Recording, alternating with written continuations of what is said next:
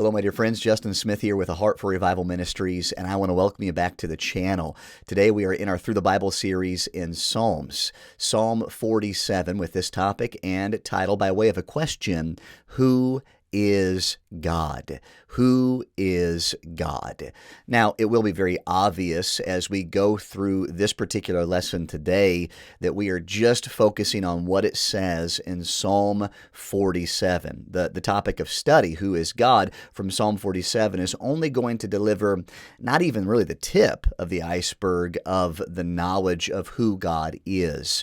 You'd have to take time to look throughout the entire Bible, and that would be very overwhelming because the Bible is full of characteristics and attributes about who our God is.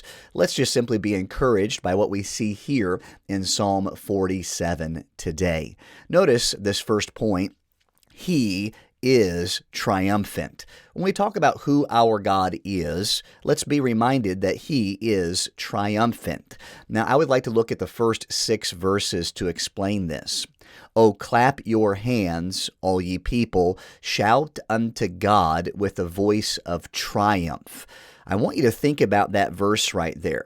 Because of our God being triumphant, we ought to have a voice that is triumphant. Notice what it says in verse 2, "For the Lord Most High is terrible. He is a great king over all the earth." And that word terrible there is not referring to like what you would think when you're talking about a terrible food. Really, this is awe-inspiring and fearful. This is that awesomeness of who our God is. He is a great king over all the earth. "He shall subdue the people under us, and the nations under our feet. He shall choose our inheritance for us, the excellency of Jacob whom he loved, Selah." God is gone up with a shout, the Lord with the sound of a trumpet. Sing praises to God, sing praises unto our King, sing praises. It's very obvious as you read those 6 verses that we've started with that the triumphant God deserves praise. Really, because this has the idea of the one who is victorious, no matter who the enemy is, no matter what type of war they have been waging. And so as we read those 6 verses, we are challenged with the understanding about who our God is. He is the triumphant God. Apply that to your life right now. The Jews specifically in these Psalms are talking about how God is triumphant over their enemies, and there's not a nation that can reign over them. They are going to be triumphant because of who their God is. And that same type of attribute and characteristic gives us encouragement today. Then we notice a second thought. As we talk about who our God is king over all the earth. He is king over all the earth. And there are 2 verses that mention this where we gather the understanding. Verse 2, "For the Lord Most High is terrible. He is a great king over all the earth." This is that verse that we have already been challenged with concerning the triumphant God. But then notice a verse we have not looked at, verse 7. "For God is the King of all the earth. Sing ye praises with understanding." I'm going to leave that verse up there for just a second. Once again, we are shown that He, our God, is worthy of praise. First of all, we noticed it because He is triumphant. And so not only would that be a voice of praise, but a voice of triumph from us. And then as we understand who our God is, He is king over all the earth, as it said in verse 2. And now here in verse 7, He is king of all the earth.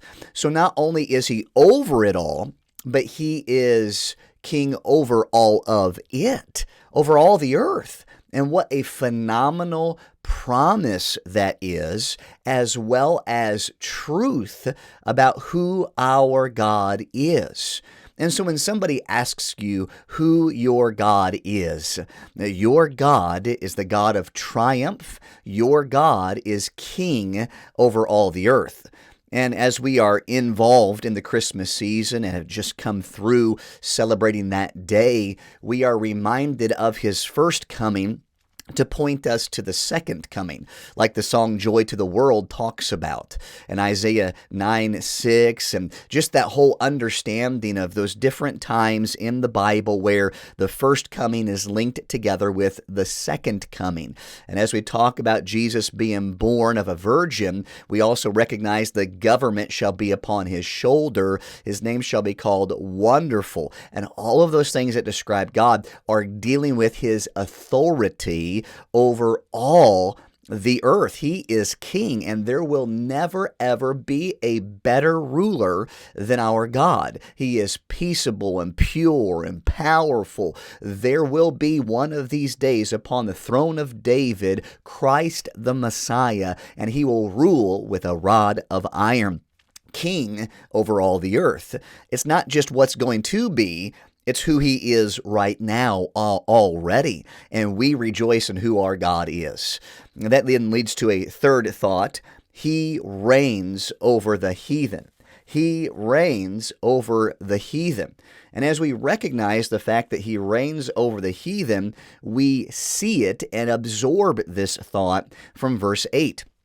God reigneth over the heathen. God sitteth upon the throne of his holiness. Right there in that verse, you see two contrasting things in life. You see wickedness and you see holiness.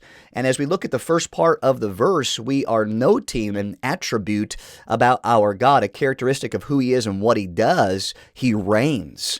But he doesn't just reign, he reigns over the heathen. To reign over something, there has to be something to reign over, and who he reigns over is the heathen, those that are wicked, those who are impure, those who are not of the children of God.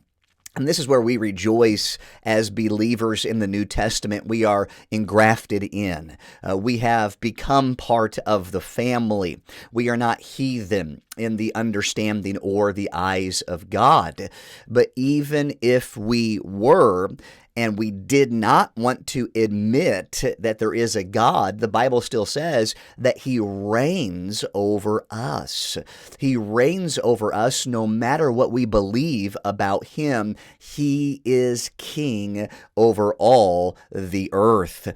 Which then leads us to a fourth and final point today when we ask the question, who is God? We see that he sits upon the throne of holiness. And we reference the verse again.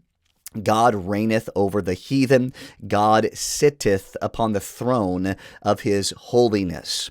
So in the understanding of kingship, you recognize the throne. When you study God, you understand him to be upon a white throne, the throne of judgment.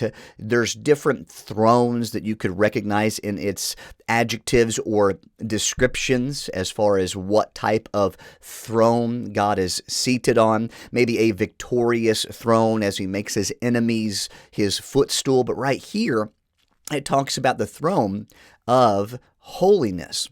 The throne of holiness. And as I mentioned before, as we go back to the verse, this is in contrast to wickedness, right? Holiness is perfection. Holiness is perfectly pure. There's no shadow of turning in God. There's no darkness in him whatsoever. And he is the one who sits upon that type of throne, this throne of pure, perfect power. This is who our God is and where he is at. So very quickly, I would like to recap these points just to remember today as we close this message who our God is. Number one, he is triumphant. Number two, he is king over all the earth. Number three, he reigns over the heathen. And number four, he sits upon the throne of holiness. And that leads us to verse 5 and 6 as we close. God is gone up with a shout, the Lord with the sound of a trumpet. Sing praises to God, sing praises. Sing praises unto our King, sing praises. 1, 2, 3, 4 times in one verse. It gives a command. Sing praises unto our God. Why? Because He is the God of triumph. He is the God, the King over all the earth. He is over all of the heathen, and He sits upon the throne of His holiness. And this brings me to a point of singing praise to God today. And ultimately, as we talk about this topic of who is God, in Psalm 47, of course, I'm glad that you've made it a point to be with us today, but it's not just to give you information. It's to bring you to a moment in your life where you say, I'll sing praise again. I'll lift my voice to God. He is worthy of my praise and my adoration and worship. And so I bring it before Him today. Find a way to praise Him and then lift that voice of praise to God, for He is worthy. Thank you for joining us in Psalm 47. Thank you for subscribing to our channel if you have not done so already, or if you have, thank you so much. And if you have clicked that bell notifications button, you receive updates to when we present the next broadcast before your attention. And we always appreciate it when you click play and listen to the duration of these broadcasts in hopes that these broadcasts are then spread to other people. God bless you and have a wonderful day.